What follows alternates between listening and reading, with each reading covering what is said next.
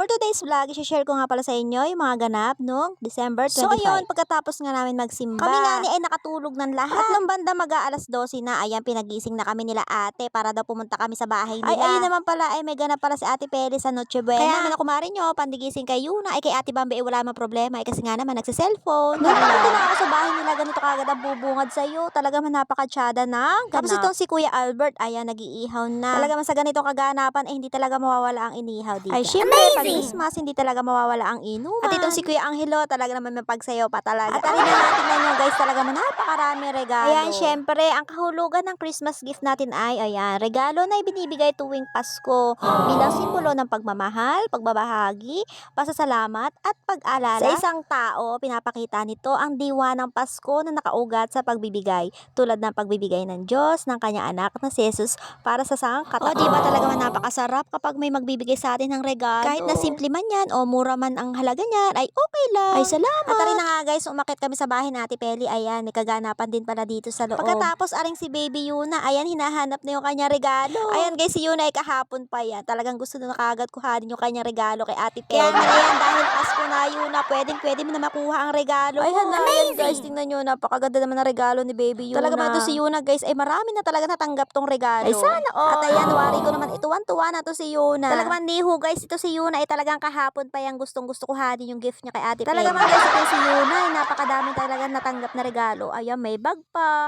may tsinelas, dalawa nga po tsinelas ang kanya natanggap. Pagkatapos may ternuhan damit, may laruan pa, ay siya Yuna, saan ka pa? Ay talaga man, happy na tong ating Yuna. Ako nga din niho ay nagpapasalamat sa mga ninong at ninang ni Yuna nakakaalala ngayong Christmas kahit napakalayo. Talaga man nga ni si Yuna ay nakarami din. Ay sana all, iba ka talaga. Ay syempre kahit naman nasa malayo tayo, ay may message natin ang mga ninong at ninang natin ng Merry Christmas. Ayan, pagbati man lang. Tapos matanong nila, anong Gcash number mo? O, diba? Ang saya. Ay, may pambili ng Corona toy si Yuna. At rin na nga ako, nilabas na nila ang mga pagkain para nga naman ni ay mamaya ay kakain na lang. At rin si Ronald dahilan, talaga minodel pa talaga. Ayan guys, meron din tayong kasaba cake, tapos may mga kakanin. Ayan, may puto, may kutsinta, may biko. O, diba? Talagang tutulog na naman kami to na super busog. At ayan na nga na yung pasimuno sa pagbibidyo. Ayan, mabidyohan man lang daw yung mga nakahain sa lamisa. Tapos may barbecue din. Ayan, may cake pa. Tapos mamaya daw tanghali, meron pang lechon. Dahil nga birthday ni tatay, talaga hindi daw nawawala ng lechon si tatay sa birthday. Ayan, 78 years old na nga pala ngayon si tatay, guys. Wari ko naman ay super saya ni tatay kapag naman ganito yung nakikita niya. Tapos super dami pa ng handa niya. Pero makita lang siguro ni tatay na maayos ang mga anak niya, ay mga apo niya, ay talagang super saya yung na niya. Yung makita man lang na lahat na magkakapatid ay magkakasundo, masaya, nagkakaisa. O diba, ang sarap ng piling kapag gayon. Ay, ba naman ang sarap ng piling. Kaya naman talaga to si Ronald dahilan, puro pa flex ng pagkain, ay nagugutom na ako sa ginagawa mo. Syempre, choice na. At na nga guys, marami pang bariya. Ayan, ipapaalat daw yan mamaya ni ate. Ayan, abangan natin guys. Ay, wari ko naman niho, ikagulo na naman mamaya. Yung nagkakasiyahan kaya tapos bigla may maghahagis ng bariya. Hala. Wari ko naman niho, mamaya ikagulo tong mga to. Ayan na si ate, maghahagis ng apo.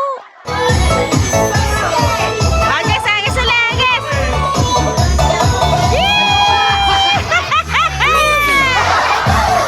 Yuna! Ayaw mo kaya ano di Yuna?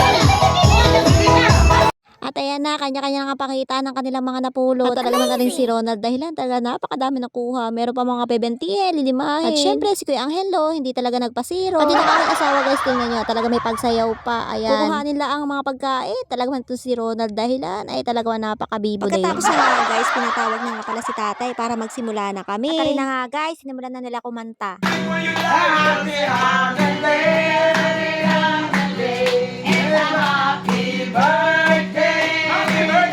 Happy birthday!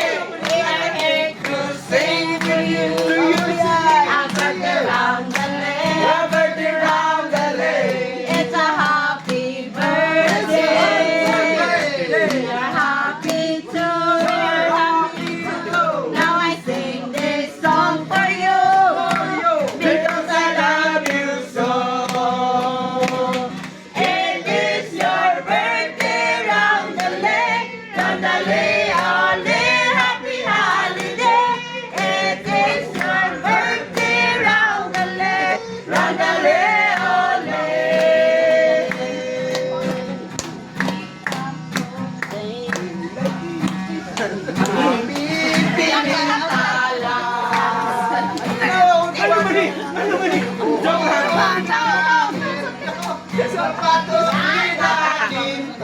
mo kaya tono, mau kaya tono. Ayo.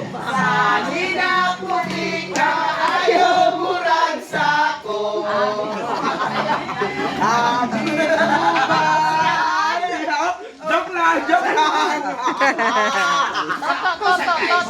Mau kaya tono. Mau mo kayo.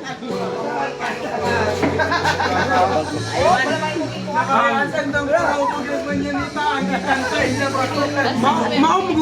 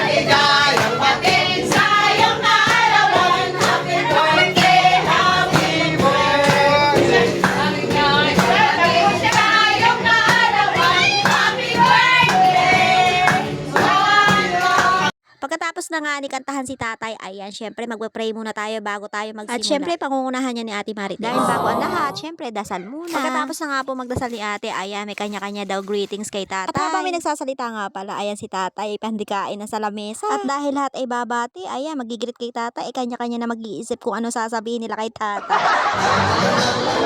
Grabe ako ng debate na nakaulit ko din yung sos. Sabi ko isa namin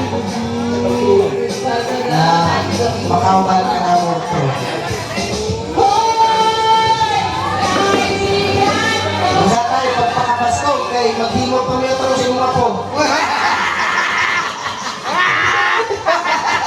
Tagalogin mo! Tagalogin mo! Tagalogin ka? Tagalogin Sige.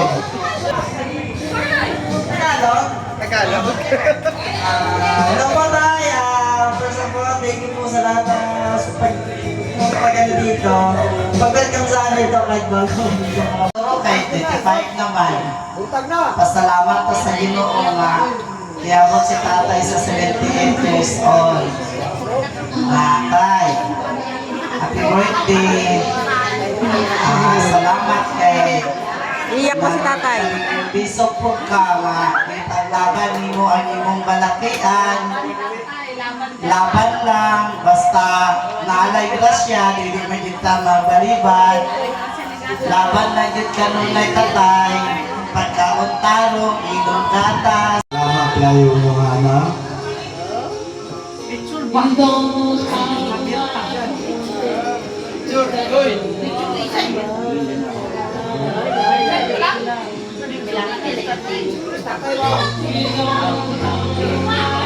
Ayak si tatay. Loyok si Toto.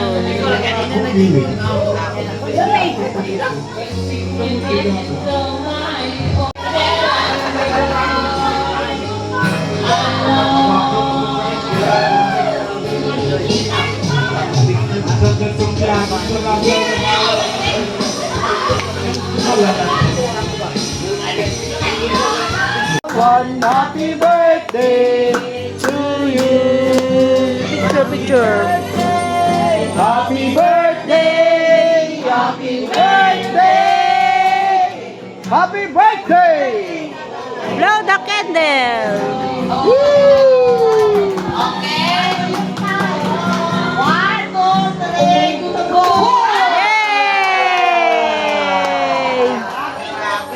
Okay, malaman talaga.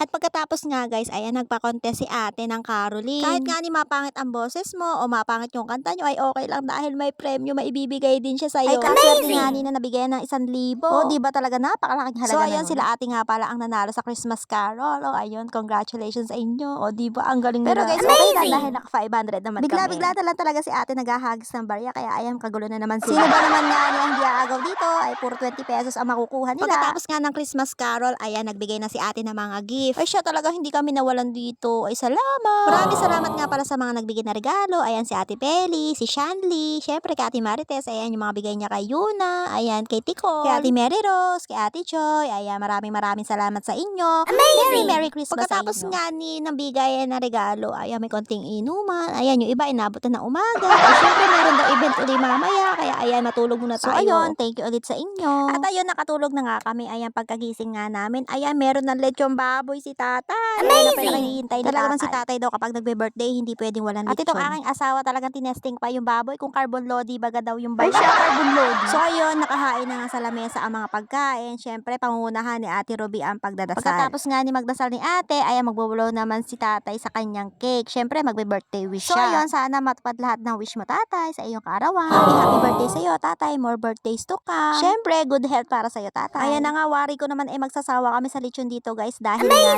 nung piyesta ng Guadalupe ay naglechon din. Tapos itong Pasko, pagkatapos sa January ay 2 lechon daw doon. Sa New Year daw ay magle-lechon si Ate Rosemary, pagkatapos ay si Ate Peggy. Pagkatapos nga sa January 18 pa ay meron din. Tapos sa January 25 ay Pit Senior naman, ay marami din daw handa doon. O diba sabi ko nga ni ako'y magdadayet na sa 2026, ay sabi ko ipagka-uwi na namin sa San Pablo.